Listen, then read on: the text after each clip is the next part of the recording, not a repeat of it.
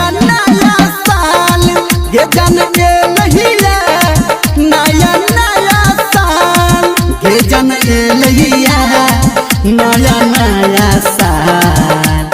Happy new year सुन के Deere चुमा दे अपना गाल।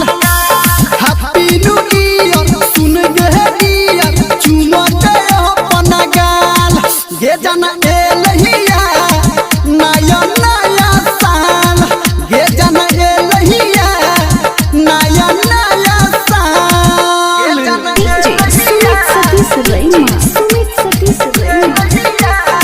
Singing by power star Dharmendra Nirmaliya.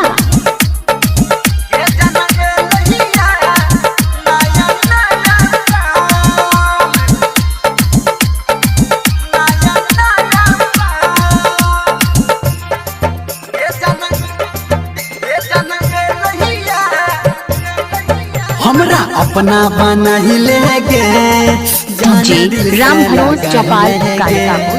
DJ Ram Bharoj Chaupal Kalikapur. DJ जान मन में बस ही लेगे।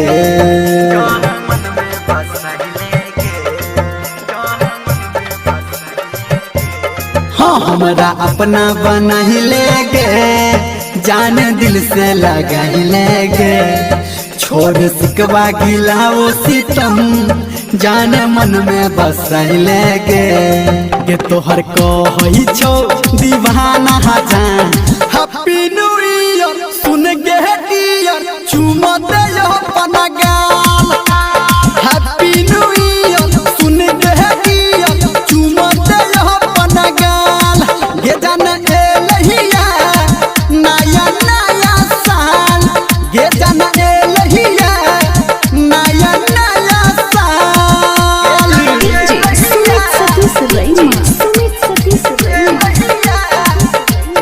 अभी आप सुन रहे हैं कावड़िया म्यूजिक।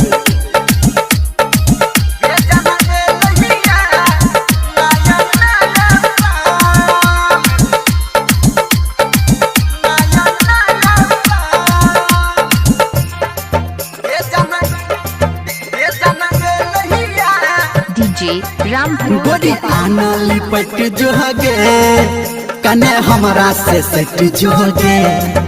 हम गलियो ग्रीटिंग तोहरा तू हमरा कुछ देना गे।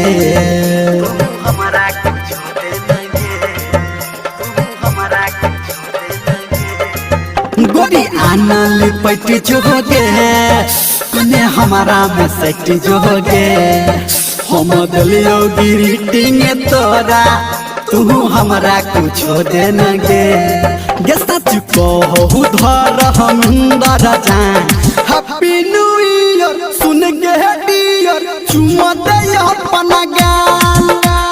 हैप्पी न्यू ईयर सुन के डियर चुमा दे अपना गाल ये जन ए लहिया नया नया साल ये जन ए लहिया नया नया साल ये जन ए लहिया नया नया साल। हैप्पी न्यू ईयर सुन के डियर चुमा दे अपना गाल। हैप्पी न्यू ईयर सुन के डियर चुमा दे अपना गाल ये जन ए लहिया नया नया